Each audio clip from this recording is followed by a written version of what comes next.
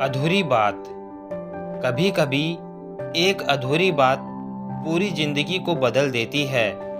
यह कहानी है एक ऐसे बेटे की जिसे उसके पिता की लिखी एक अधूरी चिट्ठी मिलती है।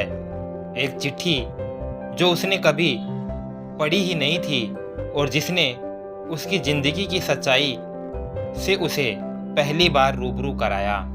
यह चिट्ठी केवल शब्द नहीं, आत्ममूल्यांकन और पछतावे का आईना थी।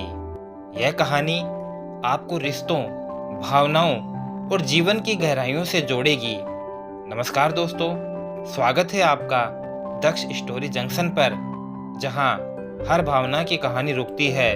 और ये कहानी है अनिकेत की, जो एक नामी कंपनी में उच्च पद पर कार्यरत, स्मार्ट, आत्मविश्वासी, लेकिन अंदर से कहीं न कहीं अभिमान से भरा हुआ युवक था। अपने संघर्ष से मिली सफलता पर उसे गर्व था, लेकिन उसी गर्व ने उसके भीतर एक दीवार खड़ी कर दी थी, खासकर अपने पिता से। अनिकेत के पिता हरिहर प्रसाद एक रिटायर्ड स्कूल मास्टर थे। सादा जीवन, गहन विचारों वाले। उन्होंने अपनी पूरी उम्र अपने बेटे को पढ़ाने और बड़ा आदमी बनाने में लगा दी। पर अनिकेत को अब लगता था कि पिताजी की बातें पुरानी सोच वाली हैं। वह पिताजी की चिट्ठियों को कभी गंभीरता से नहीं पढ़ता था। उनके फ़ोन कॉल्स कई बार मिस हो जाते थे और कभी उठा भी लिए तो जवाब एक शब्द में होते, हाँ पापा, ठीक हूँ, व्यस्त हूँ, बाद में बात करूँगा। हरिहर प्रसाद की तबीयत अचानक बिगड़ गई। अनिकेत को जब कॉल आया तब वह एक बिजनेस ट्रिप पर था। उसने कहा, मैं अगले हफ्ते आ जाऊंगा, लेकिन उस हफ्ते ने पिताजी की सांसें छीन ली। जब अनिकेत गांव पहुंचा तो सब कुछ खत्म हो चुका था। माँ ने चुपचाप उनके कमरे में ले जाकर एक चिट्ठी पकड़ाई जो पिताजी ने उसके नाम लिखी थी, लेकिन कभी भेजी नहीं थी। वो चिट्ठी अधूरी थी, आधी लाइन पर टूटी हुई, शायद तब लिखी जा रही थी जब सांसें अंतिम क्षण में थी। अनिकेत ने चिट्ठी खोली कांपते हाथों से। उसमें लिखा था, बेटा अनिकेत, मैं जानता हूँ तू व्यस्त है, अब बड़ा आदमी बन गया है, तुझसे बात करने का मन करता है, पर सोचता हूँ तेरी व्यस्तता कहीं मेरी बातों से न टूट जाए। मैंने तुझे जीवन भर सिखाया, पर एक सीख बाकी रह गई जो शायद अब तेरी जिंदगी सिखाएगी। मैं अब थक गया हूँ बेटा, पर तुझसे मिलने की आस अभी भी बाकी है। और वही चिट्ठी खत्म हो गई थी। अनिकेत फूट फूट कर रो पड़ा। उसने पहली बार जाना कि उसने क्या खोया है। सिर्फ एक पिता ही नहीं, बल्कि वो हर बात जो उसे इंसान बना सकती थी।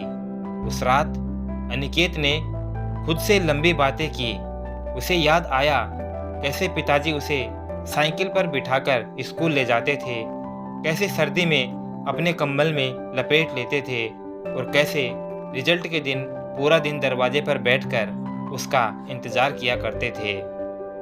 पर वह क्या बना, एक ऐसा इंसान जिसने रिश्तों को समय की बर्बादी समझा और अपनों को पुराने ख्यालात का बोझ। अनिकेत ने शहर लौटकर अपनी पूरी दिनचर्या बदली। वह अब हर शाम माँ को कॉल करता, हर वीकेंड गांव जाता, पिता की याद में गांव में एक वाचनालय खुलवाया जहां बच्चों को मुफ्त में किताबें मिलती। उसने खुद गांव के स्कूल में जाकर बच्चों को जीवन और आत्मसम्मान की बातें सिखाई। 1 साल बाद अनिकेत ने एक चिट्ठी लिखी अपने पिता के नाम। उसने वो चिट्ठी उसी मेज की दराज में रखी जहां से पिताजी की अधूरी चिट्ठी उसे मिली थी। चिट्ठी में लिखा था, प्यारे पापा, आपकी अधूरी चिट्ठी ने मेरी जिंदगी की सबसे बड़ी सीख दी। मैं टूट गया था, लेकिन उसी टूटन में मैंने खुद को पाया। आप जहाँ भी होंगे मुझे देख रहे होंगे। अब मैं वो अनिकेत नहीं रहा जिसने आपको समझाना छोड़ दिया था। अब मैं आपका बेटा हूँ जो आपकी हर बात समझने की कोशिश कर रहा हूँ। दोस्तों, कभी कभी अधूरी बातें पूरी जिंदगी की सबसे बड़ी सीख बन जाती है। हरिहर प्रसाद की चिट्ठी अधूरी थी, पर अनिकेत की आत्मा में पूरी कहानी कह गई।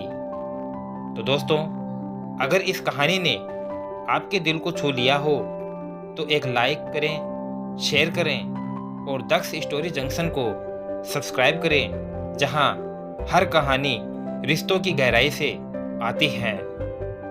वीडियो पर अंत तक बने रहने के लिए आपका दिल से बहुत बहुत धन्यवाद।